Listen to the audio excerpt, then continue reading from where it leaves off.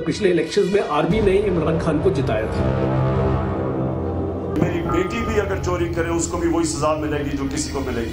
कि यहाँ छोटा सा तबका अमीर होता जा रहा है, बाकी अवाम बुनियादी जरूरियात पूरी नहीं है। गरीब को मारने के अलावा कुछ नहीं किया है। इतनी महंगाई हो गई, गरीब आदमी रोटी पेट भर के नहीं खा सकता। ये हुकूमत इतनी फेल हो चुकी है, अवाम को बस कह रही है कि कब्रिस्तान बन लो।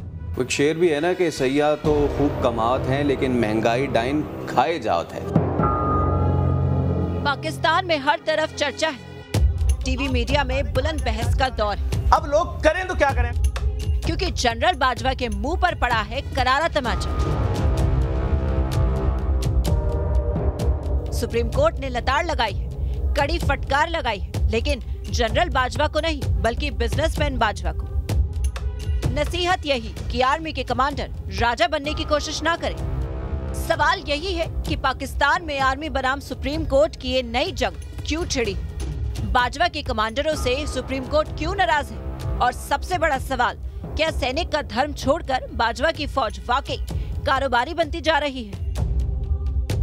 इस पूरे मामले को आज समझने की कोशिश करेंगे, क्योंकि सुप्रीम कोर्ट ने सेना को जो लताड़ लगाई है वो पाकिस्तान में कोई सामान्य बात नहीं। वजह साफ है, यहाँ राजा चाहे जो भी रहे, सत्ता का केंद्र हमेशा सेना ही रहती है।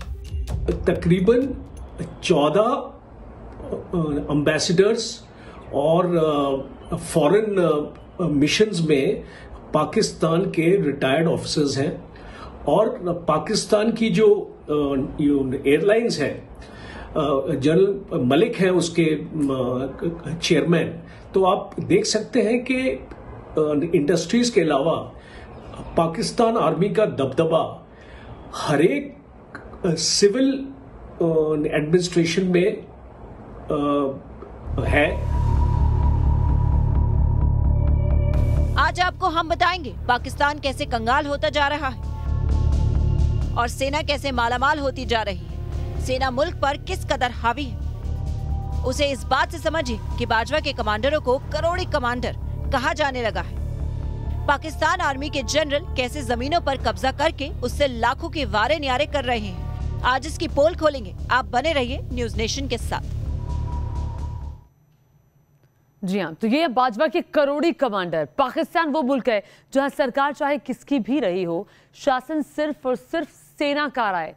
ऐसे में सेना से सीधी टक्कर लेना यहाँ कोई हंसी खेल नहीं है।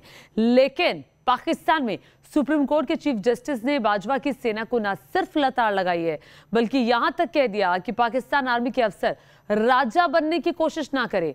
आइए आपको दिखाते हैं पाकिस्तान में फिर क्यों आमने सामने है सुप्रीम कोर्ट और army.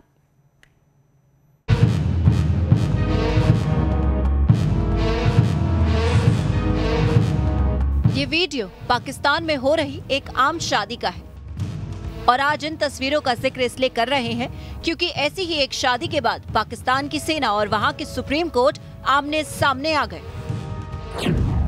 Bajwa versus supreme court. आमतौर पर शादियां घर से या फिर मैरिज हॉल से होती हैं, लेकिन अगर किसी देश की सेना ही मैरिज हॉल बनवाकर वहां बिजनेसमैन की भूमिका में आकर नाच गाना कराने लगे तो सोचिए क्या होगा।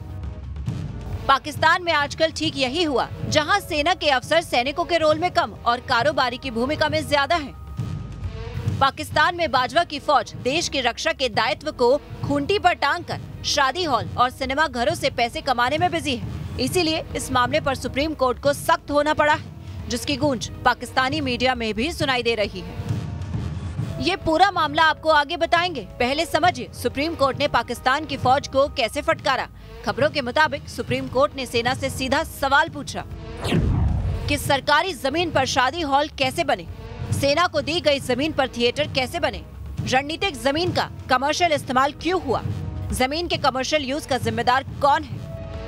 ये पूरा मामला कराची का है, जहां सेना ने रणनीतिक और रक्षा उद्देश्यों के नाम पर एक जमीन हथियाई थी, जिसके बाद सेना के अफसरों ने जमीन पर शादी के लिए मैरिज हॉल और सिनेमा घर खोलकर इससे पैसा कमाना शुरू कर दिया। इस बारे में पाकिस्तान के अखबार द डॉन ने रिपोर्ट पब्लिश की थी। मामला बढ़ते बढ़ते सुप्रीम कोर्ट तक पहुंचा तो 3 जजों की बेंच ने बीते शुक्रवार इस पर सुनवाई की, जिसमें chief justice of Pakistan justice Gulzar Ahmad, justice Qazi Mohammad Amin Ahmad और जस्टिस एजाज उल एहसान शामिल थे। इस दौरान डिफेंस सेक्रेटरी से सुप्रीम कोर्ट ने बेहद सख्त सवाल किए। पाकिस्तान आर्मी पिछले कई सालों से कमर्शियल एस्टेब्लिशमेंट्स चला रही है। तकरीबन 50 कमर्शियल एस्टेब्लिशमेंट्स पाकिस्तान आर्मी चलाती है। ये टोटल पैसा पाकिस्तान आर्मी को मिलता है और वो अपनी जो भी क्लैंडस्टाइन फंडिंग है वो इस हिसाब से करते हैं। पाकिस्तान में आमतौर पर न्यायपालिका भी सेना के खिलाफ टिप्पणी करने से बचती रही है। ऐसे में इस मामले को थोड़ा अलग कहा जा सकता है, क्योंकि इसमें सुप्रीम कोर्ट ने सेना से सीधे सीधे पूछा है कि सरकारी जमीन पर पैसा क्यों कमाया जा रहा है, बाजवा के फौजी अफसर राजाओं की तरह बर्ताव क्यों कर रहे हैं। दरअसल सुनवाई के दौरान डिफेंस सेक्रेटरी ने इस मामले में अपनी गलती ना मानते हुए दलील दी कि सरकारी जो कुछ बना है वो आर्मी हाउसिंग स्कीम के तहत बनाया गया है। डिफेंस सेक्रेटरी ने यह भी कहा कि भविष्य में इस तरह का कोई प्रोजेक्ट नहीं आएगा, जिस पर कोर्ट ने नाराजगी जाहिर करते हुए कहा कि पाकिस्तानी सेना के कर्नल और मेजर राजाओं की तरह बर्ताव कर रहे हैं। सुप्रीम कोर्ट ने बाजवा की आर्मी को फटकार लगाते हुए कहा कि वो लिखित में जवाब दे। साथ ही ये भी कहा कि कराची के 2 आर्मी बेस का गलत इस्तेमाल हो रहा है। कुल मिलाकर कहें तो सुप्रीम कोर्ट ने ये संदेश देने की कोशिश की कि अब पाकिस्तान में सेना की मनमर्जी पर लगाम लगनी चाहिए, उसे जवाबदेह होना चाहिए। इसके अलावा पेट्रोल पंप्स, स्टड फार्म्स और इस तरीके के वेंचर्स भी पाकिस्तान आर्मी के ऑफिसर्स और जवान चलाते हैं और इससे काफी इनको रेवेन्यू मिलता है, जिसकी अकाउंटेबिलिटी ये गवर्नमेंट को नहीं देते हैं।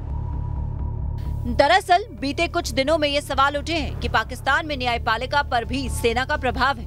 कुछ दिनों पहले लाहौर में सुप्रीम कोर्ट बार एसोसिएशन के पूर्व अध्यक्ष अली अहमद कुर्द ने पाकिस्तान की न्यायपालिका पर गंभीर आरोप लगाए थे। उन्होंने अस्मा जहांगीर सम्मेलन में कहा था कि एक जनरल 220 मिलियन लोगों के देश पर हावी है। इसी जनरल ने न्यायपालिका को रैंकिंग में 126वें नंबर पर भेज दिया है।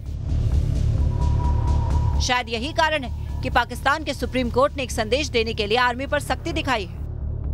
जितने भी पाकिस्तान के रिटायर्ड ऑफिसर्स हैं, जैसे अजल बाजवा, जिनको सीपेक का चेयरमैन लगाया गया है, और अभी हाल ही में ब्रिगेडियर बिलाल सयूद्दीन खान, जिनको डीजी लगाया है नाडरा का, जिसमें हाई कोर्ट की फटकार मिली थी। पाकिस्तानी आर्मी के लिए सुप्रीम कोर्ट का ये रुख एक चुनौती के तौर पर देखा जा रहा है, क्योंकि पाकिस्तान वो मुल्क है जो अपनी आजादी के 7 दशकों में से आधे से अधिक समय तक सेना की शासित रहा है। जमीन पर कब्जा करना पाकिस्तान की सेना के लिए कोई नई बात नहीं है। कुछ वक्त पहले लाहौर हाई कोर्ट ने स्वामित्व वाली 50 एकड़ जमीन भी बाजवा की आर्मी ने लेने की कोशिश की थी। लाहौर हाई कोर्ट के चीफ जस्टिस ने कहा था कि ऐसा लगता है कि सेना जमीन हथियाने वालों में से सबसे बड़ी बन गई है। ये पहली बार नहीं है जब पाकिस्तानी सेना पर जमीन हथियाने का आरोप लगाया गया है। 2010 में सेना की एक बटालियन ने कराची में 3500 एकड़ जमीन पर कब्जा कर लिया था, जिसमें सदियों पुराना कब्रिस्तान भी शामिल है। आज पाकिस्तानी सेना प्रतिष्ठान 100 से अधिक स्वतंत्र व्यवसायों का मालिक है, जिन्हें सेना ने 5 फाउंडेशनों की सहायक कंपनियां चलाती हैं। भ्रष्टाचार के कारण पाकिस्तान गर्त में डूबा है। यहाँ राजनेताओं को तो जेल भेज दिया जाता है, लेकिन कोई भी सेना पर सवाल उठाने की हिम्मत नहीं करता। Team news nation.